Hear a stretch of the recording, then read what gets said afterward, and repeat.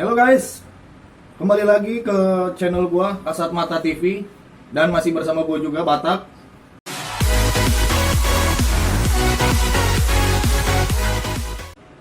Oke guys, di video kali ini gua akan berbagi pengalaman pribadi gua saat gua mengalami kejadian-kejadian aneh di sebuah hotel bintang 4 di Bilangan Jakarta Pusat. Tepatnya waktu itu gua bekerja sebagai seorang security di hotel tersebut guys. Tapi sebelum kita lanjut ke ceritanya, gue mengajak kalian semua untuk tekan tombol subscribe dan juga loncengnya agar kalian mendapatkan notifikasi tentang video-video terbaru dari channel ini guys. Gimana kisah selanjutnya? Langsung aja kita simak. Check it out. Jadi kisah ini berawal ketika gue bekerja di Hotel F. Kita sebut saja Hotel F ya guys. Jadi hotel ini terletak di Bilangan Jakarta Pusat. Saat itu gue bekerja dari tahun 2016 sampai 2018. Awal-awal gue masuk kerja di hotel tersebut, semua terlihat seperti normal guys. Tidak ada keganjilan atau keanehan-keanehan yang gue rasakan di hotel tersebut. Hingga akhirnya pada suatu malam, ketika gue mendapat giliran untuk tugas jaga malam di hotel tersebut, di sini gue merasakan kejadian aneh. Kejadian anehnya ketika gue berjaga di pos penjagaan pintu keluar masuk karyawan, di mana di situ jam jaga gue di jam 11 sampai jam 1 malam. Tapi biasanya karyawan keluar itu di jam sekitar setengah 1 malam guys. Jadi di sini gue masih memiliki rentang waktu 1,5 jam dari jam 11 sampai setengah 1 untuk memeriksa karyawan pulang. Ya akhirnya sambil menunggu-nunggu gue duduk-duduk di depan di pos gue ini, yang kebetulan letaknya ini berhadapan dengan ruang mesin. Nah disinilah di saat gue menunggu ini ada kejadian aneh. Karena memang rentan waktu yang begitu lama, 1,5 jam ya, akhirnya gue memutuskan untuk merebahkan diri guys. Ya kayak tidur-tidur ayam gitulah, menunggu karyawan pulang gitu kan. Cuma nggak tidur penuh gitu ya, cuma merem-meremin mata aja lah gitu. Ketika gue lagi santai-santainya di situ nunggu karyawan pulang sambil istilahnya merem-meremin badan, merem-meremin mata, tiba-tiba gue ngelihat kayak sosok bayangan hitam masuk ke dalam pintu ruang mesin tersebut. Ya walaupun kita tidur gitu, cuma kan kita ngerasa kayak bisa ngerasakan juga guys, kayak ada orang lewat apa gimana gitu kan. Seketika itu gue kaget kan, terbangun, gue lihat memang gak ada apa-apa. Akhirnya gue lanjutkan lagi untuk merememin mata lagi guys di situ guys. Cuma anehnya gue bukan ngelihat lagi, bukan ada bayangan hitam lagi yang lewat, cuma di situ gue kayak didatengin sosok perempuan. Jadi ini ceritanya ini gue antara mimpi atau enggak gitu ya, soalnya gue masih inget di situ tuh keadaan gue masih sadar gitu. Gue nggak tidur di situ, cuma gue meremin mata aja. Nah, ketika itu ada sosok perempuan yang datang ke mimpi gue ini, kayak mimpi lah gitu. Ada sosok perempuan yang datang guys. Dia bentuknya itu bisa dibilang cukup mengerikan ya, karena kalau untuk muka memang dia nggak terlihat karena rambut panjangnya itu menutupi mukanya dengan keadaan menunduk, berbaju putih, compang-camping tapi di sini robek-robek gitu, dengan banyak luka di tubuh tersebut. Di situ gue melihat gitu menangis guys, kayak sedih gitu. Dan yang gue lihat itu dia posisi pas di depan pintu ruang mesin ini. Ya cuma gue nggak berani buka mata di situ, cuma gimana ya? Gue mau buka mata takut beneran ada dia, nggak buka mata tetap ngelihat juga. Akhirnya gue serba salah juga di situ ketika itu guys.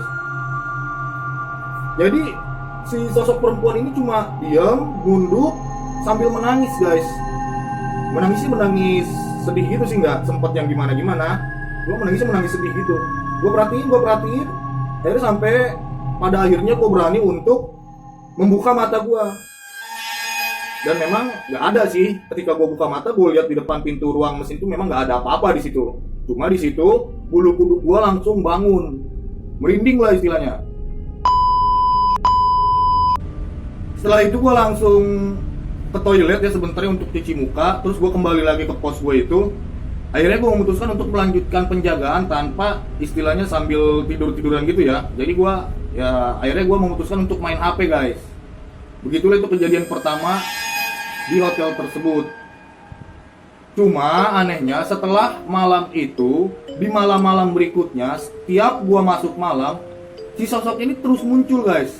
Pernah gue saking parnonya ya, bisa dibilang saking parnonya gue jaga di situ, nggak tahu benar nggak tahu gimana, gue tuh merasa kayak dia tuh berdiri di belakang gue. Di badan gue pertama dingin, terus merinding, kadang udah anget gitu guys. Jadi gue ngerasa tuh dia tuh kayak berdiri di belakang sebelah kiri gue guys. Gue begitu gue beraniin diri buat ngelihat ke belakang tuh nggak ada. Cuma ya itu, badan gue bulu kuduk gue istilahnya merinding banget di situ. Gue mau pergi dari situ istilahnya nggak bisa ya kan, karena memang jam gue jaga di situ. Terus juga memang kan ada CCTV juga. Ya akhirnya setiap gue masuk malam ya gue beraniin diri aja untuk istilahnya berjaga di situ. Akhirnya kejadian ini berlangsung secara terus-menerus di setiap gue masuk malam. Jadi setiap masuk malam itu udah pasti.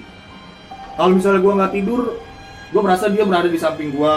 Cuma kalau misalnya gue merem-meremin mata, dia datang. Tapi gitu aja, istilahnya dia nggak ngapa-ngapain, cuma nangis, sedih, sambil menunduk. Dan begitu secara terus-menerus guys.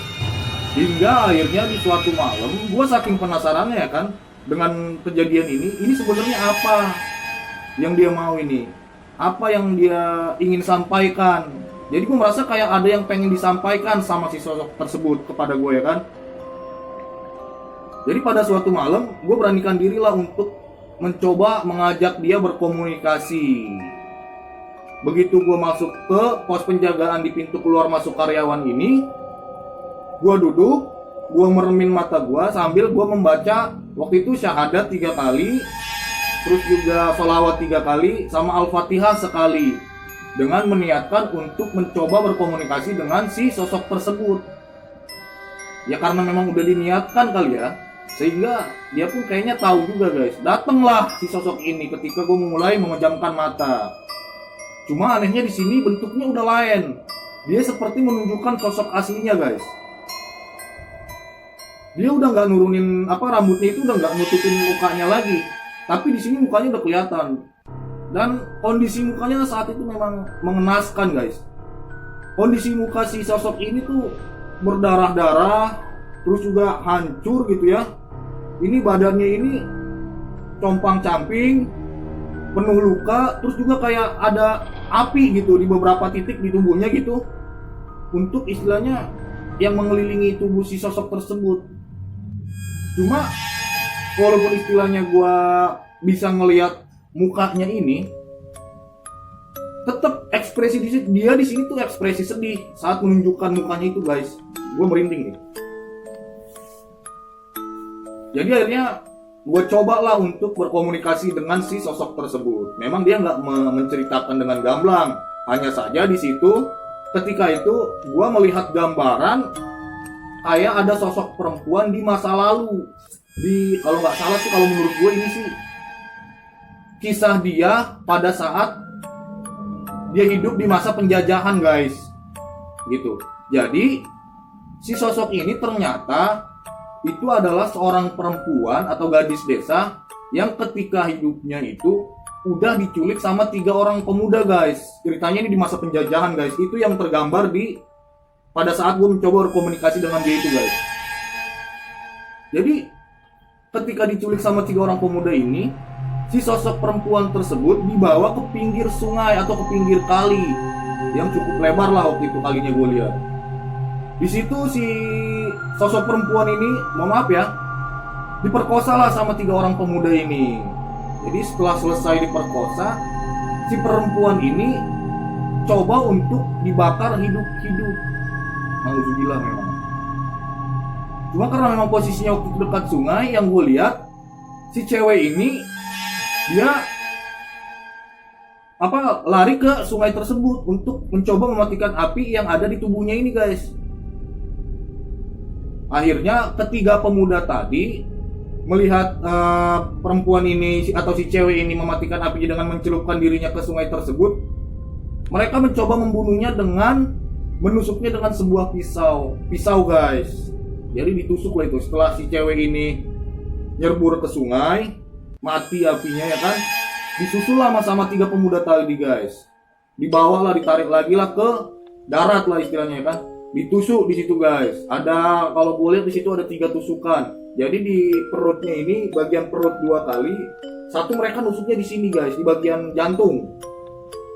Jadi jantungnya itu ditusuk juga guys.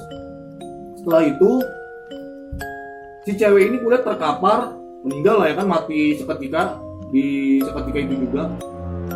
Yang sadisnya lagi, mungkin ketiga pemuda ini masih belum puas kali ya. Ditiban atau dihantamnya lagi lah wajah si perempuan ini dengan batu guys. Memang nggak terlalu besar, cuma itulah yang menyebabkan wajah si perempuan ini jadi hancur kayaknya guys.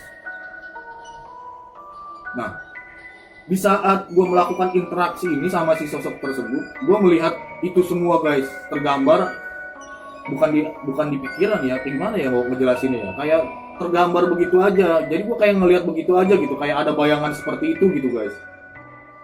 Sambil gue juga ngelihat si sosok tersebut menampakkan dirinya gitu dengan ekspresi sedih.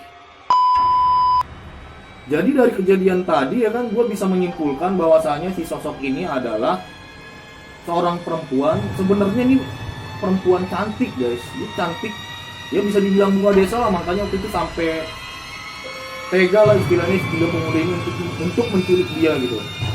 Yang matinya diperkosa dan dibunuh gitu guys. Makanya gue lihat waktu itu mukanya itu berantakan, istilahnya hancur gitu ya, terus penuh luka di mana-mana. Sempat ada api juga sih gue lihat makanya di situ. Nah, dari situ gue mengambil kesimpulan bahwasanya si perempuan ini ingin menceritakan atau menyampaikan pesannya bahwasanya dia adalah salah satu korban pemerkosaan dan korban pembunuhan. Yang sampai detik ini, gue rasa sampai sedetik ini ya, atau ya paling enggaknya sampai gue mengalami kejadian tersebut, tubuhnya ini atau mayatnya ini tidak diketemukan sama keluarganya. Karena memang waktu gue mencoba untuk berinteraksi itu, gue melihat 3 pemuda tadi menguburkan sosok perempuan tersebut di bawah pohon besar di tepi sungai tersebut guys. Yang kebetulan memang di belakang hotel gue ini itu ada kali atau sungai. Cuma kan kita udah nggak tahu lagi di mana istilahnya pohon besar tersebut. Akhirnya gue memutuskan untuk ya diem aja lah, nggak mau menceritakan ke siapa-siapa guys. Nah, semenjak dari kejadian tadi yang gue berinteraksi sama dia tetap masih, setiap gue masuk malam masih nongol, masih dateng gitu. Kadang udah nempel, gue jadi kadang kayak berasa panas, kadang udah dingin. Itu tanda-tandanya kalau udah dia datang tuh kayak gitu guys. Jadi bulu kudukku juga merinding, bangun ya kan. Cuma karena memang istilahnya udah terbiasa gitu ya, jadi gue biasa aja. Sampai akhirnya pada suatu malam setelah gue selesai melakukan penjagaan di pintu pemeriksaan karyawan ini, gue mencoba untuk melakukan sholat guys, sholat malam lah waktu itu. Jadi di situ gue melakukan sholat sunnah 2 rakaat ya di musola di hotel tersebut. Jadi setelah sholat gue istilahnya mencoba untuk mendoakan si sosok tersebut. Gue nggak tahu namanya siapa si cewek ini, cuma gue khususkan untuk membaca atau menghadiahkannya untuk si sosok tersebut. Nah, ketika gue sedang zikir berdoa, muncul lagi lah ini si sosok ini guys. Cuma dalam kondisi udah nggak berantakan lagi. Dia tersenyum, cuma senyumnya senyum gimana gitu ya. Terus juga wajahnya udah ke bentuk yang aslinya guys, udah nggak berantakan lagi. Sambil istilahnya dia kayak mau mengucapkan terima kasih apa gimana gitu. Mungkin karena gue udah mendoakan dia gitu kan ya. Dan pergi berlalu begitu aja.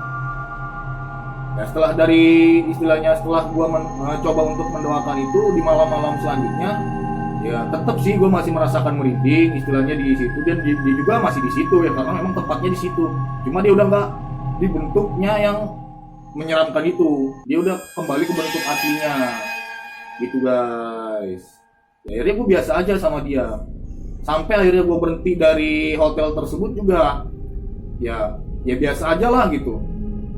Cuma anehnya ketika gua istilahnya berhenti kan dari hotel tersebut karena ada sesuatu hal ya.